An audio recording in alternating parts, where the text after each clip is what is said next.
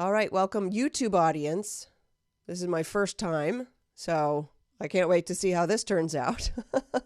I did get my software up and running, and so I'm hoping that you can actually see me.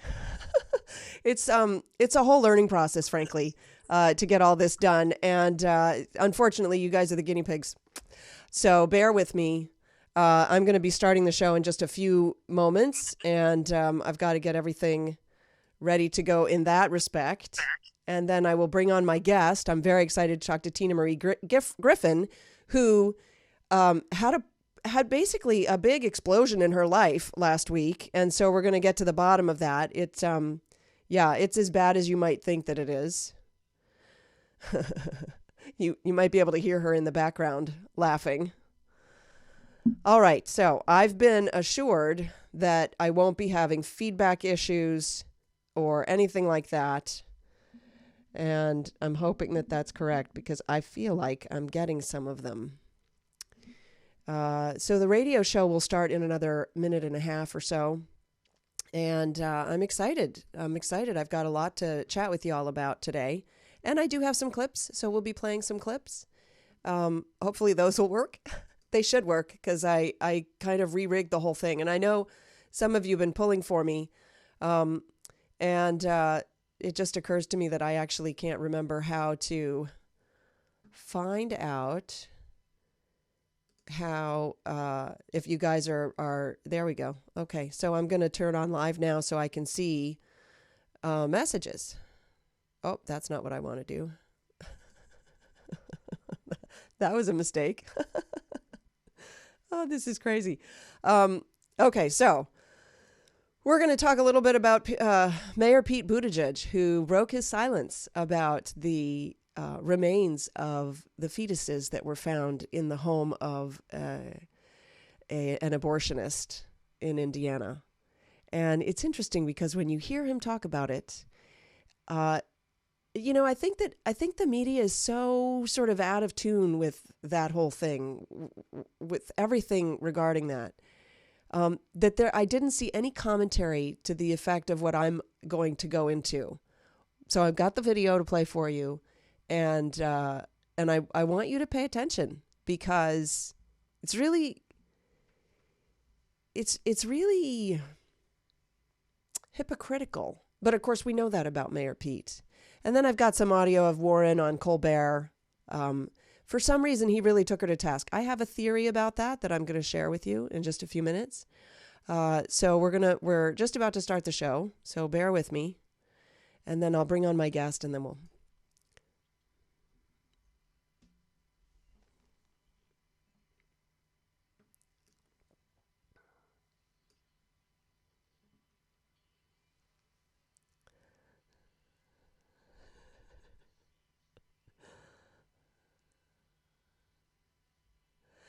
And welcome to the Sam Sorbo Show and podcast and YouTube Live.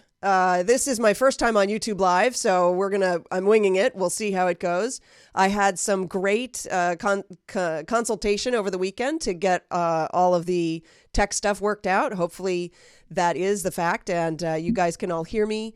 And we're going to talk about Mayor Pete Buttigieg on his comments about the abortionist, also Warren on Colbert, and what's causing some religious types to declare absolute theological bankruptcy. I want to get into that also. But before we do, I'm going to bring on my guest. She is the counterculture mom. Her name is Tina Marie Griffin. She's an actress, former model, and she now goes out and battles in the culture. And so I want to welcome her to the show. Hi, Tina. So you are actually live on air now, and I managed that transition fairly smoothly. So welcome to the program. Tell me, you had something kind of blow up in your face last week. You lecture all over the country, and your heart is for students, young people, right?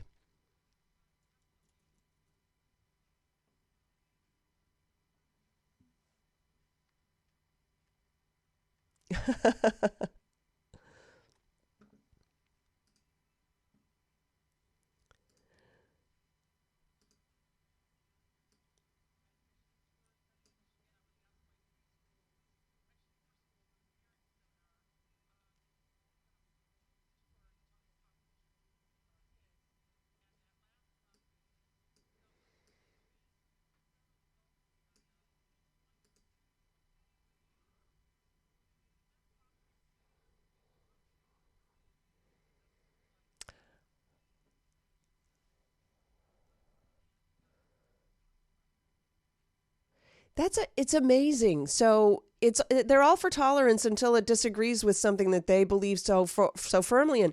But here's what's amazing to me. Part of the reason that this is a problem is you have the truth on your side and they can't take it.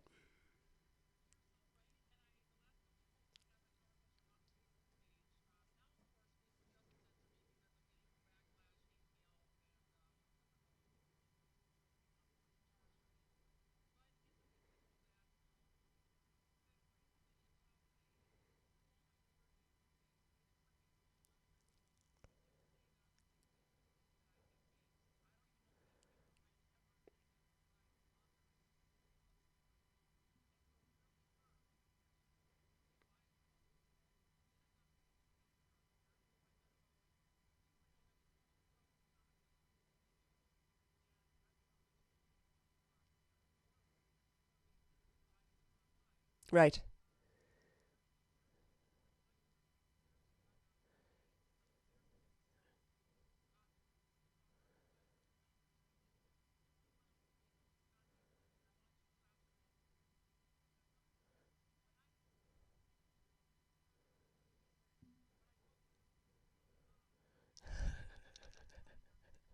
Let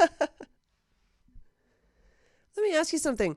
Why don't you talk for a minute about what it is that you do, so that we can get a better idea of what we're talking about? Like, ob- obviously these people were offended by something that they saw. What is it that you do? What is it that you seek to do? And what's the reaction of the kids that you're speaking with?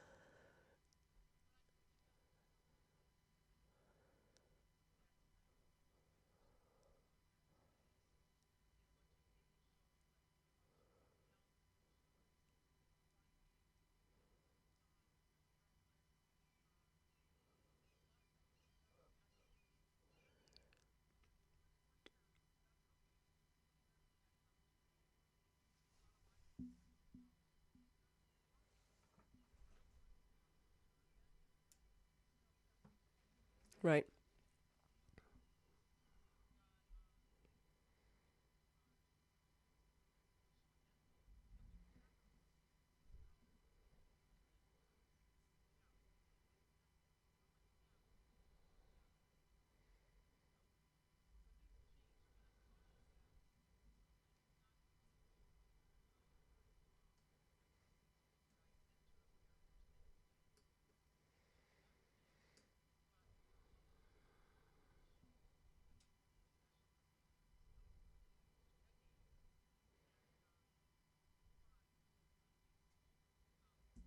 So talk about sort of the message that you bring to the kids. Part of it I know is that the stars that they seek to emulate wouldn't even share what they do publicly with their own children, but they're happy to share it with other people's children, right?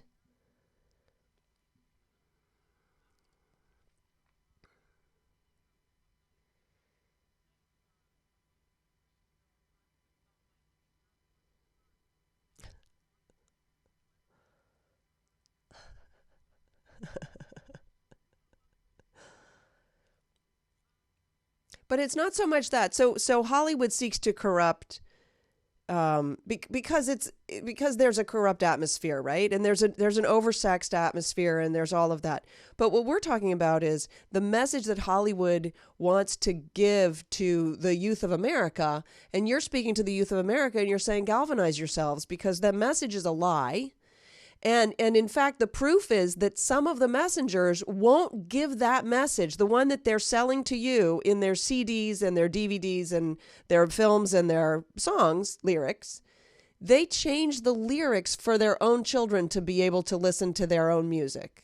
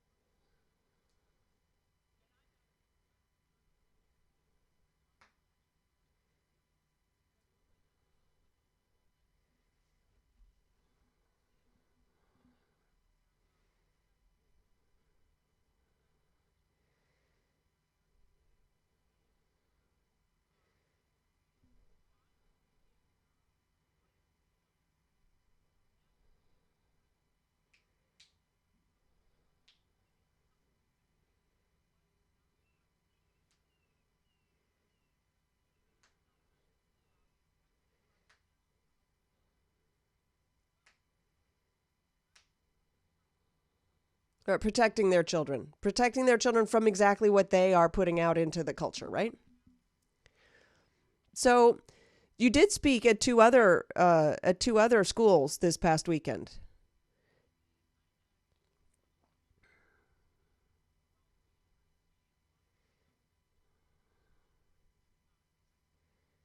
What do the kids come up? Sorry. What what do the kids ask you? Give me a couple of the questions that they come up afterwards and they're, troubled by.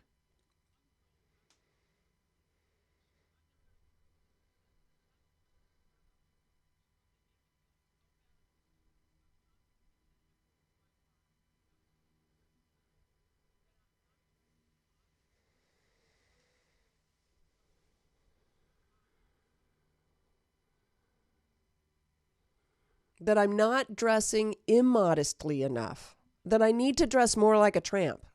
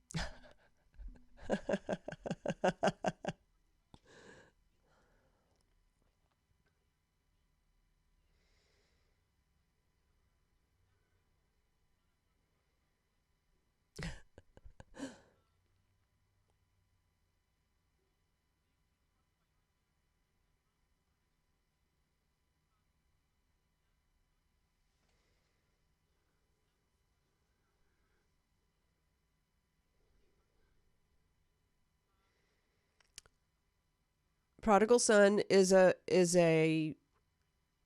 TV show, and I can't remember what platform it's on. I know I've seen trailers. It looks fairly violent. Yeah.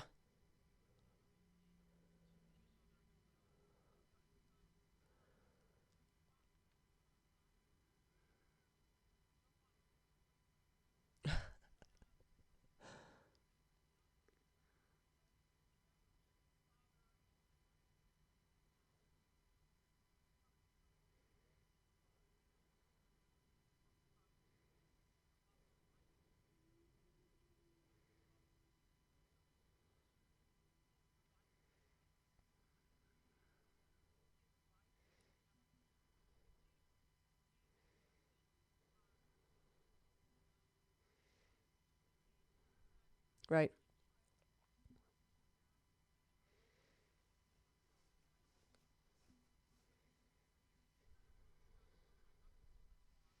Oh,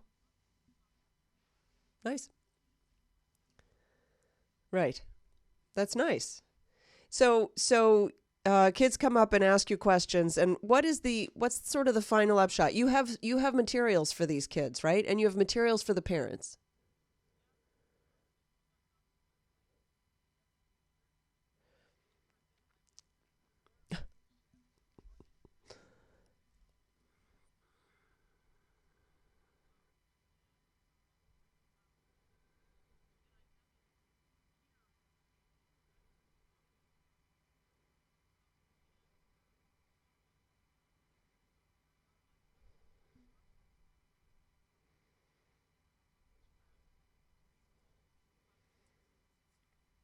Yeah.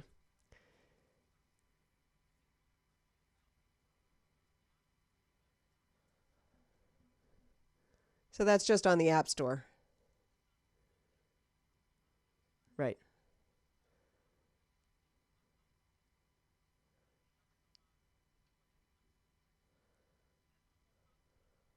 Right. So I hesitate to ask this question, but I have to. Did you watch any of the Emmys last night?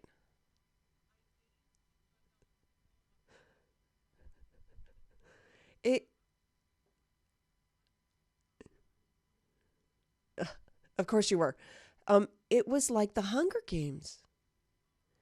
It was wild. And I don't know if it's life imitating art or art imitating life, but well, there was one gal who was one of the interviewers on the red carpet, Kelly Osbourne, I think it was, and she had lavender hair that was gorgeous. I mean, it was beautiful. But then she interviewed these guys in these very flamboyant, multicolored suits and funky, weird glasses and stuff. And I don't remember who it was, but I just went, "Oh my gosh, it's like the Hunger Games." It was like this weird sort of a, I don't know, like a freak show, really. It's wild.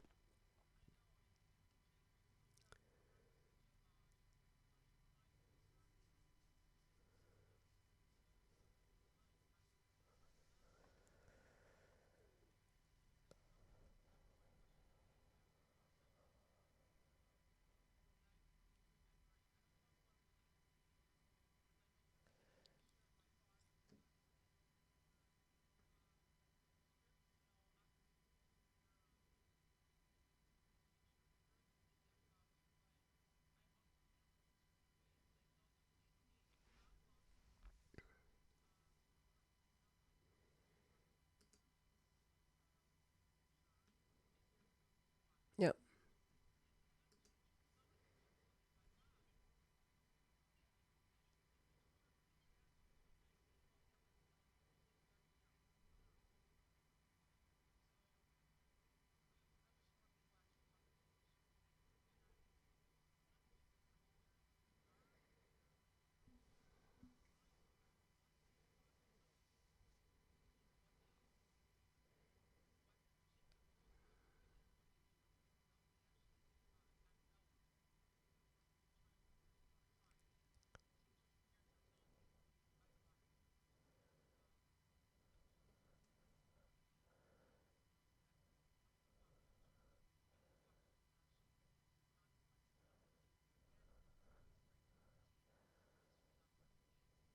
It's not fair to the kids. It's sending a tough message.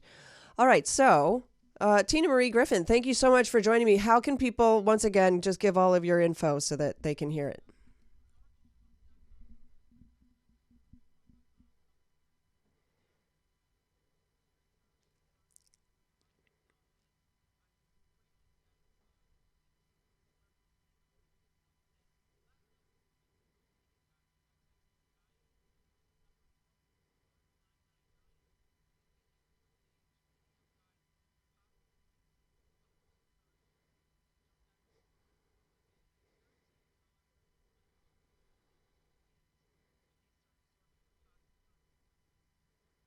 Yeah, I didn't. Well, I didn't watch the Emmys that much. I watched a little bit piecemeal, But every time they showed clips of shows, it was bloody and gory. And I don't know about you, but I never got into the blood and gore, but I'm like so over it now. Like I'm done with it.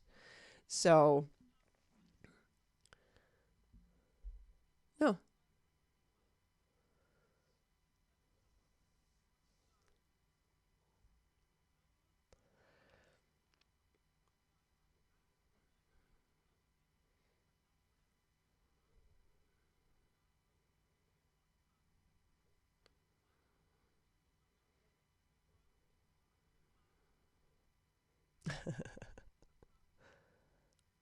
We do.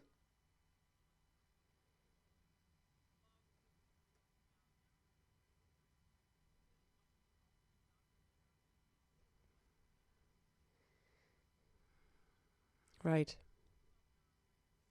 Tina Marie Griffin, thanks so much for coming on. All right, so now I'm back, and I'm wondering if the audio was kicked in for that or not. But we'll just continue with the flow. With the show. Combat Flip Flops. See, I goofed that up. Okay, so Combat Flip Flops is a great company. Their tagline is "Join the Unarmed Forces." They're trying to create business opportunities in war-torn areas that have struggled under because of combat in the area. So they're trying to grow entrepreneurs in conflict areas. They're building communities. They're also funding women's education. If you go to combatflipflops.com, you can get yourself a really cool pair of flip-flops that's manufactured overseas. You know that you're helping a community overseas as well as the community here, because this is veteran-owned and operated. And you can help create lasting change. Go to combatflipflops.com. Use the code SAM25 at checkout. That's SAM25 at checkout. Save 25% at combatflipflops.com. Let's move into some of these fun things that I wanted to talk about today. Mayor Poot, I can't say his name anymore because I always go towards the Buttigieg. Here's the sad part of this. I got sick last week. I haven't been sick in well over 2 years. So this sort of hit me from out of the blue. I think it's because you can hear it, right? I think it's because that trip to Toronto kind of laid me out a little bit. And it was a heavy trip for basically less than 48 hours. And not a lot of sleep there. And so I just was laid out flat on Thursday and Friday. Saturday, a little bit better again on Sunday. But you know how it goes. And then you just have there's just there's no energy. So here I am today. We're muddling through. Mayor Pete Buttigieg finally addressed the news about the former South Bend abortion doctor, Ulrich Klopfer. So he stayed silent on this for quite a while, frankly. Too long, in my book.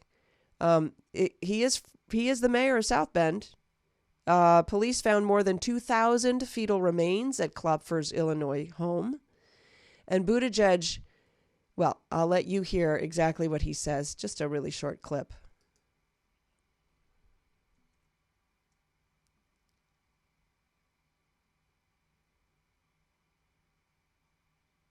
Hold on, what? It's disturbing and it needs to be investigated? Why? Why?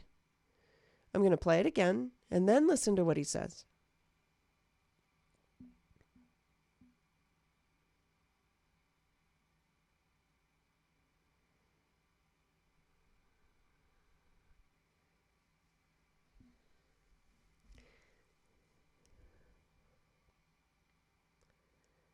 Okay, so keeping fetal remains is disturbing and unacceptable, but it's just women's health care.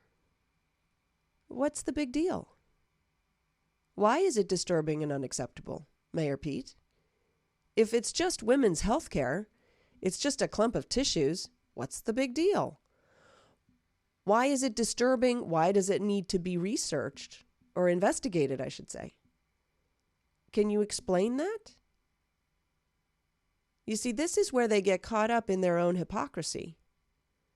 Because either abortion is wrong, in which case, this is very disturbing and it needs to be investigated, or abortion is just women's health care, in which case, he collected some tissues. He's a doctor. What's wrong with that? Does that make sense? And this is Mayor Pete. Mayor Pete is the man who brings us the quotations from Scripture that are just chosen perfectly to match with whatever he decides to promote that particular day. He gives us criticisms of other people, other church people, including Vice President Mike Pence. He needs to explain himself. And of course, nobody will ask him those questions. He is a vocal supporter of abortion. Luckily he's dropping in the polls. But why does he find it disturbing? So he got caught in that, I will say. And then we had Warren, who appeared on Colbert, talking about taxes. So last year, former Social Security and Medicare trustee Charles Blahouse accepted all of the assumptions built into the plan endorsed by Senator Warren and estimated that it would cost taxpayers $32.6 trillion in the first 10 years. That's off the Wall Street Journal. Journalists have been taking shots at the mental acuity of former Vice President Joe Biden, but they give him credit for raising the issue of Warren Care, the taxpayer pain, at the debate. So this has become kind of a linchpin topic between Biden and Warren. And so Warren went on Colbert. You know what? We're going to take a quick break. When we come back, I'm going to talk to you about what happened on Colbert and what I think the actual ramifications of that are, because I don't know if we're actually interpreting this properly. And then we'll talk about Ukraine as well. But before we go, Atrantil, maybe a crazy name, but they do deliver incredible results. They relieve bloating and improve gut health in over 4 out of 5 people. Go to lovemytummy.com/mojo, lovemytummy.com/mojo. Limit inflammation and help your gut at the same time. lovemytummy.com/mojo. This is the Sam Sorbo Show. I'll be right back after the break.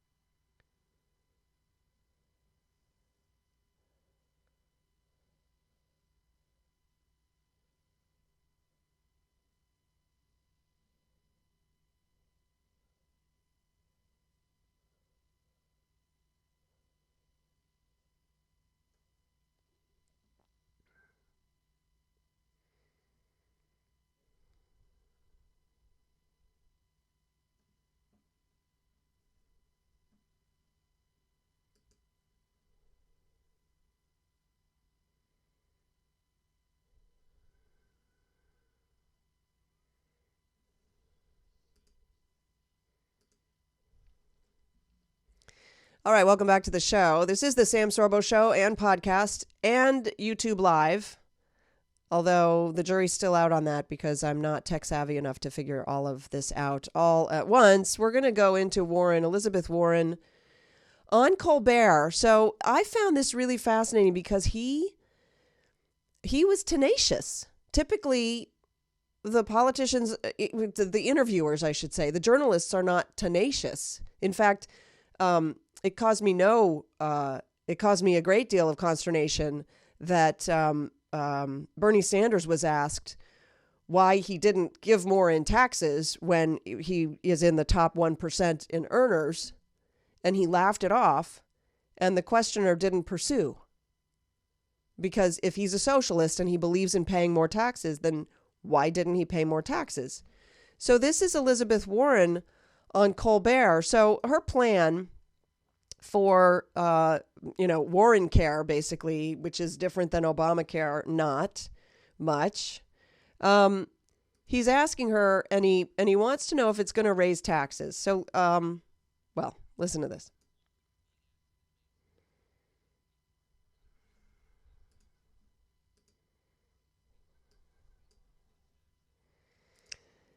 So that was her first evasion. She wasn't going to answer him until he actually asked the question. And now when he asked the question, she's not really going to answer him. Listen.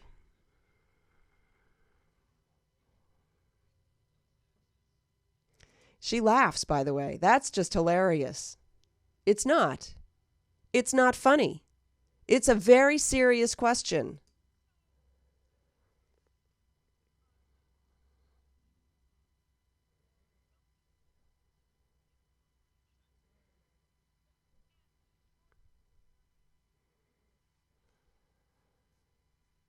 How do you determine hardworking? How do you determine middle class? How do you determine costs? Now, here's the thing.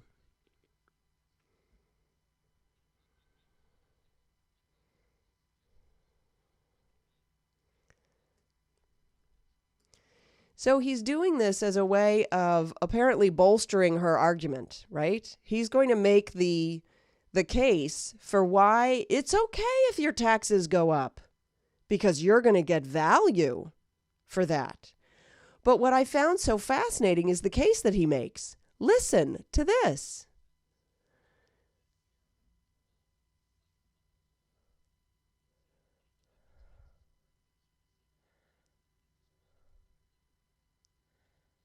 She doesn't like somebody putting words in her mouth, by the way.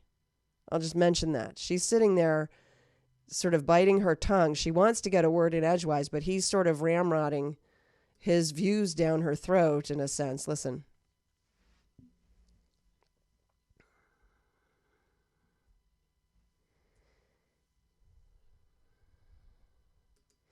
So then she answers with a whole bunch of gobbledygook about how healthcare is a right and therefore everybody has to have healthcare. And she never actually addresses the raising taxes question. He's actually proposing a firm, although flawed in a sense, way out for her.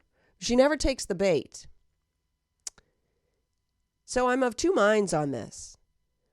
One, I wonder if he's not trying to sabotage her because he pressed her so much.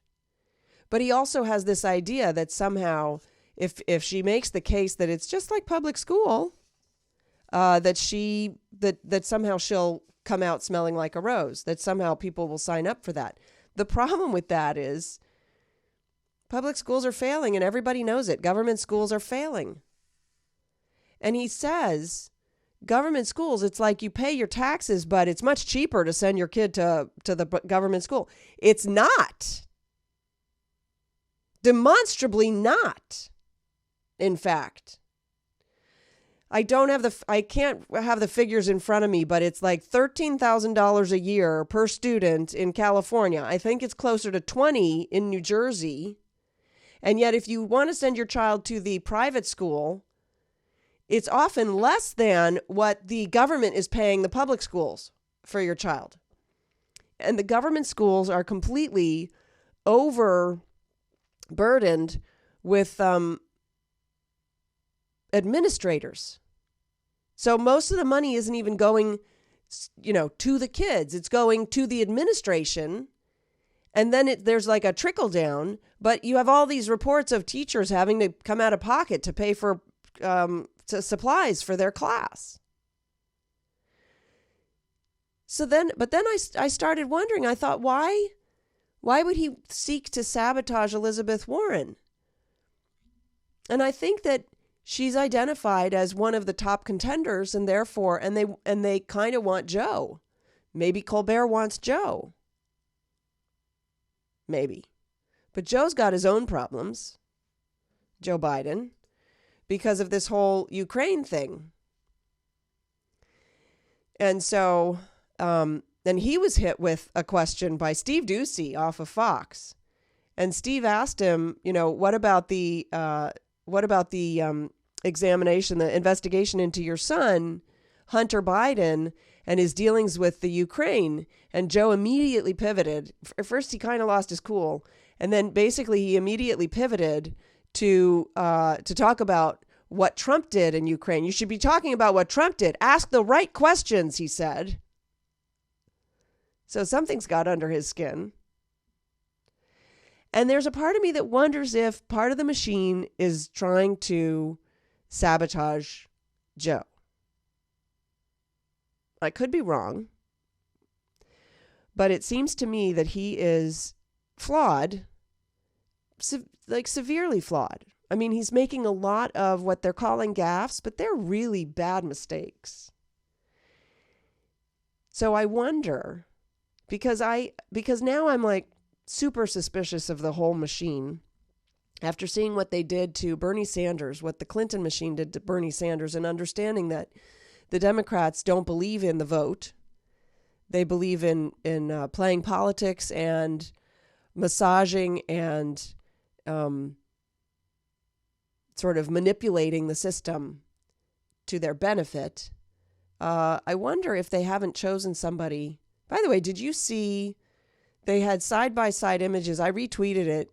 It was Kamala Harris and it was Amy Klobuchar, and they were both dancing like a weird dance, like a climbing a rope dance. It was like a shuffle. Somebody tweeted I'm going to lose the election shuffle or something like that. Pretty funny. So Warren was put on the hot seat. She just blah, blah, blah, and says, well, healthcare for all and fairness and all of that stuff.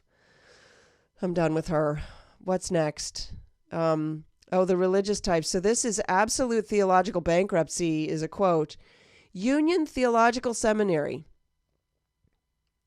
The students are now confessing sins to plants. I don't know how, I mean, it sounds like I make this up, but I didn't. Students at Union Theological Seminary prayed to a display of plants set up in the chapel of the school, prompting the institution to issue a statement explaining the practice, as many on social media mocked them.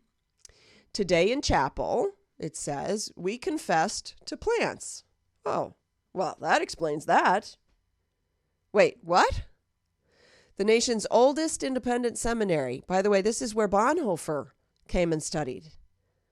Bonhoeffer, if you don't know that name, look it up. He's an icon and a hero. Great book about him by Eric Metaxas. Highly recommend that book, Bonhoeffer.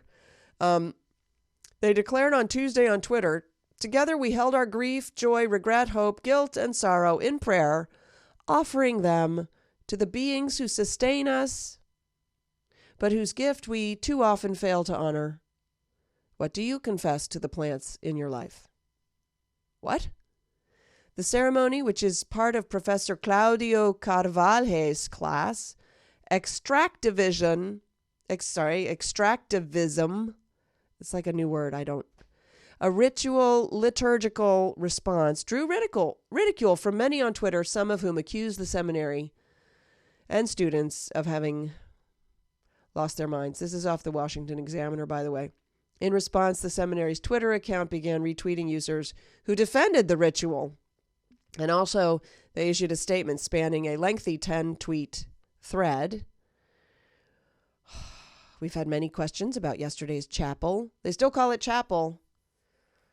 They You should call it Plant Chapel. The statement read in part, in worship, our community confessed the harm we've done to plants, speaking directly in repentance. This is a beautiful ritual. We are in the throes of a climate emergency. Oh, my Lord. A crisis created by humanity's arrogance. This is arrogant. This is arrogant. This is your Tower of Babel right here. Our disregard for creation. Far too when I read this, I was gobsmacked. Far too often we see the natural world only as resources to be extracted for our use, not divinely created in their own right, worthy of honor, thanks, and care. I don't know. I read Genesis. It says take dominion. I don't know. It doesn't say pray to the plants. And that means creating, this is them again, new spiritual and intellectual frameworks by which we understand and relate to the plants and animals with whom we share the planet. Yes, and pretty soon we'll be marrying cows and all kinds of things. I'm just saying, folks, it's sort of going off the rails. I talked briefly about the Emmys last night. Every TV show, the Emmys are for the TV shows. And so many of the clips, I didn't even want to see the clips. I was like covering my eyes because they're gory. And I go, why do I want to invite that into my head? Give it headspace. It's awful. And yet this is what we're selling to our kids. And then you have a theological seminary based on the Bible, formerly based on the Bible. They are encouraging churches to turn from theologies that encourage humans to dominate and master the earth, Union asserted. We must birth new technology, new theology, new liturgy to heal and sow, replacing ones that reap and destroy. Oh, so apparently the old theology reaps and destroys, does it? The old theology that is responsible for the greatest advancement for humanity and for the world, because it's only the wealthy cultures, the wealthy societies that can afford to protect the earth. It's the non-wealthy societies, the backward societies that can't afford, that haven't shown the progress to be able to afford protecting the earth. The Native Americans who lived in this land before Western culture came would stay in one area and use it up dry, basically use up the entire area, hunt, fish, use everything, and then they would pack up and leave. That's why they were nomads. They would pack up and leave because that area was used. They weren't into conservation. You know, we talk about the Paris Accord and how Trump pulled us. Thank goodness Trump pulled us out of the Paris Accord. And by the way, we've almost acquiesced to every one of its demands anyway. But we pulled out of the Paris Climate Accord because we were the only nation who was going to be held responsible for it. By the way, all the other nations who signed it, they didn't do the stuff that they promised to do. It's all a sham. The whole thing is a sham. Union Theological Seminary. Oh my gosh, I hope nobody's donating money to them. It's a scam. Basically it's a scam. As conservatives, we stand together to fight for our freedoms. While we have far more members at Patriot Mobile than at a Joe Biden campaign rally, we need you to join us today to support your values. Patriot Mobile provides reliable, nationwide cell phone coverage. You can keep your phone number. You can even keep your phone, or you can buy a new Moto Z3 Play for only $10 a month. And you get one free when you activate 2 new lines of service. That's not fake news. You can buy a Moto Z3 Play and get one free. It's a feature-rich phone, has a large screen, high-quality camera, extended battery life, and an expandable storage option with unlimited plans starting as low as $25 a month. So don't wait. Visit patriotmobile.com/mojo50. That's patriotmobile.com/mojo50. Or you can call their U.S.-based sales team at 877-367-7524, 877-367-7524. And you'll love speaking with the patriots who passionately believe in the freedom of speech, the Second Amendment, and the sanctity of life. Again, That's patriotmobile.com/mojo50 or call their U.S.-based sales team at 877-367-7524. Moving on. This story, so there's a gal, a teacher, who tweeted at President Trump, and they found out. Dun, dun, dun. Texas high school teacher. She asked President Trump to, quote, remove the illegals who are overrunning her school. And Ann Coulter picked this up and tweeted, asking a president to enforce the law is now a firing offense. And then she said this. Is Elizabeth Warren already president? This high school teacher from Texas, this was earlier this year. She used her Twitter account to ask President Trump that.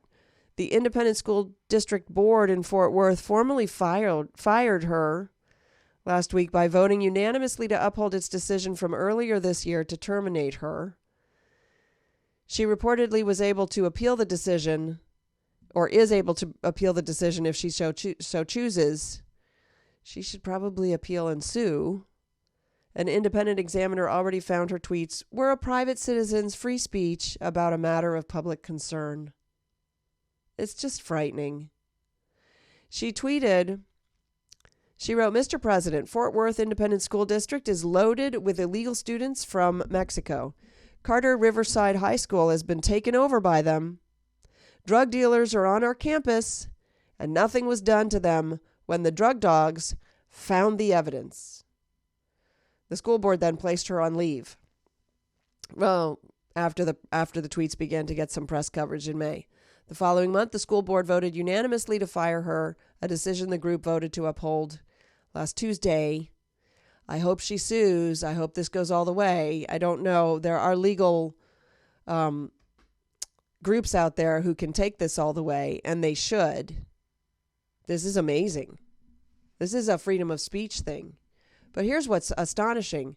So she's pointing out the inadequacies of the school board. So they fire her. They don't go and try to fix the problem. Oh my gosh, you're kidding. So drugs were found and nobody was arrested and the drugs weren't removed from the school. There was nothing was done about drugs in school. I mean, here's the thing. If it's true, which it is, then why aren't they doing something about it? Where are the parents on this? Do the parents know that the school is overrun with non-English speaking individuals who deal in drugs? Maybe they should get involved. Wouldn't you think? This is off of DC Clothesline, by the way. Poor gal. So she's out of a job because she dared to raise a question. And here's what's interesting. What could President Trump do about it? I don't know. Maybe the mayor, maybe the city council. Maybe this is something to raise within your community rather than going to the president. Maybe it's the fact that she called the president out to try to handle this that really upset them. I don't know. Interesting. Bill de Blasio has left the race. Oh, say it isn't so. I'm so sad. I'm going to miss him. He's very tall. I like tall people typically, but he's a communist, so I'm struggling with him. CBD oil can help you with sleeping, aches and pains, seizures, and inflammation. I know, because I've tried it, and it works. And if you go to mojo50.com/shop, you can get your CBD oil. You'll get the highest strength tincture. It's clinically tested. It's physician endorsed. And you'll get the best price per milligram for clean, full spectrum CBD. You get 30 milliliters. It's a 1 ounce glass bottle containing 900 milligrams of CBD. Go do the research if you want. I've done the research. This is a really good deal. Go to mojo50.com/shop. That's mojo50.com/shop. 900 milligrams of cannabidiol, and it's physician endorsed. So this is the real deal. A 30 milliliter tincture of KBMD contains 900 milligrams of cannabidiol extract or CBD hemp oil. It's a CO2 extract tincture. I don't know if that means something to you. It didn't to me, but I went and did the research, and I love this stuff. Mojo50.com/shop. Go to mojo50.com/shop to get yours. Poor Bill de Blasio. He's done. But what's funny is the New York Post had a great front page and headline. Saturday's front cover, the Post commemorated Bill de Blasio's campaign with a newspaper-style obituary, which I have to read to you because it's too funny. Obituary. Bill de Blasio's presidential campaign, May 15, 2019 to September 20, 2019. Dead of ego-induced psychosis. Neighbors said the body had been in rigor mortis for some time. It died doing what it loves best, being as far away from New York City as possible. It was surrounded in the end by friends, MSNBC hosts. It's in a better place now, a Park Slope gym. Whether it was in the empty churches of South Carolina, the sun-kissed empty deserts of Nevada, or begging someone, anyone, to talk to de Blasio at the Iowa State Fair, the campaign always gave 100% and always polled at 1%. Can't was never part of its vocabulary. Neither was won't, please stop, or this is a dumb idea. The campaign is survived by hotel industry officials who expect favors from City Hall. And 8 million suffering New Yorkers. In lieu of flowers, de Blasio asks for donations to his slush fund. That was pretty good. He went on MSNBC's Morning Joe and he said, I feel like I have contributed all I can to this primary election and it's clearly not my time, so I'm going to end my presidential campaign. But it just never generated any momentum. It didn't garner any significant support in the polls. And he notoriously drew very small crowds. President Donald Trump, of course, mocked that New Yorkers are devastated over the development because it meant that de Blasio is going home. I'm sorry. A little bit of Schadenfreude. You know what Schadenfreude is? It's a German word. It means sadness, happiness. And I have a little bit of sadness, happiness. Because I'm happy that he's sad. Does that make me a bad person? Maybe, but in this case, I don't really care. So Kavanaugh, they're trying to resurrect the whole lie about Kavanaugh. And Victor Davis Hanson wrote a very interesting piece up on Fox Nation. Oh, no, sorry, he didn't write this. This is a commentary on him when he appeared on the Ingram Angle talking about this. And I think it's important because we have to come to terms with the fact that they are no longer happy. The enemy is no longer happy to be on the sidelines just trying to push things one way or the other. They're actually taking the reins and they're trying to drive the car. A lot. More than we can even imagine. And that's what's happening with the Kavanaugh thing. Now, there's a great piece up by I'll think of it in a minute.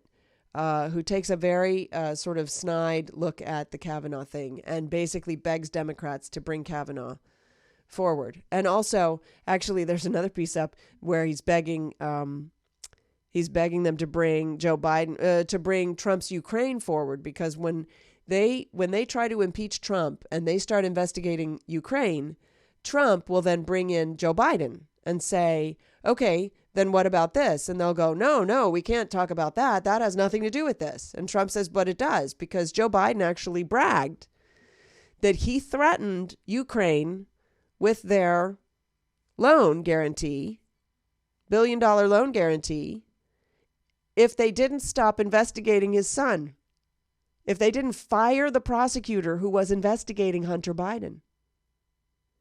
And he said, lo and behold, they stopped investigating my son. Because why investigate him? He's totally clean. Well, sir, if he's totally clean, why did you need for them to stop? Why would you strong arm them with an idea about the the power of the United States government that you wield. So Kurt Schlichter, there you go, wrote a great piece about that. He's very snarky. I just love it. And he talks about how if they decide to drag Trump through the mud on Ukraine, it'll be brilliant because then he'll just drag Joe Biden right with him. And in fact, Joe probably has a lot more to hide than Trump does.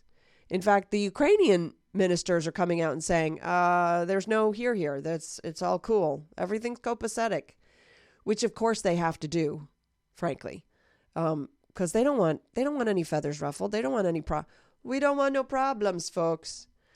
So Victor Davis Hanson explained that he believes that the Times' story about Kavanaugh, as well as the ongoing Democrat-led investigations of President Donald Trump and his administration, are an extra constitutional means of controlling the country. And that's why I preface this by saying they're trying to take the wheel, like literally take the wheel, while we're sitting here sort of, how do I put it? They're already in the driver's seat. We're just trying to, I don't know, step on the brakes a little bit or something. We're not actively engaged in understanding what they're doing. So one of the things that they want to do is, if they can keep raising the specter that Kavanaugh is a bad person, is discredit every decision that he makes on the bench because they don't like him. And they know in advance that they won't like his decisions. And so that's their entire plan. Hansen said, they're saying to America, you can elect your president, but he can't govern. If we investigate him for 22 months, you can nominate a Supreme Court justice. You can even have hearings. You can confirm him. But we're going to say so many terrible things and demonize him that for all practical purposes, we're going to render him emasculated. We're going to render him impotent. He will be unable to basically govern. And he shouldn't be governing from the bench. He'll be unable to render decisions that won't be under immense criticism and scrutiny. Hansen said that this apparent revolutionary movement has far-reaching implications. Ideological opponents of the president, he said, say that we don't have the votes to overturn the Second Amendment, but maybe we can so pressure Walmart that you won't be able to buy ammunition. You can be at a campus and we're going to put so much pressure on you that you may have a constitutional right for free expression, but don't try to exercise it. He concluded, what they are really saying is that we don't have the influence to overturn the Constitution, but we can pressure people through economic boycotts or intimidation or physical violence. So you can be on Fox News, you can go home, there can be people in your yard yelling and screaming at you. We will infringe your ability to speak freely. And that's what this is. But I'm still here. Thanks for joining me. This is the Sam Sorbo Show and podcast and YouTube. Have a great day.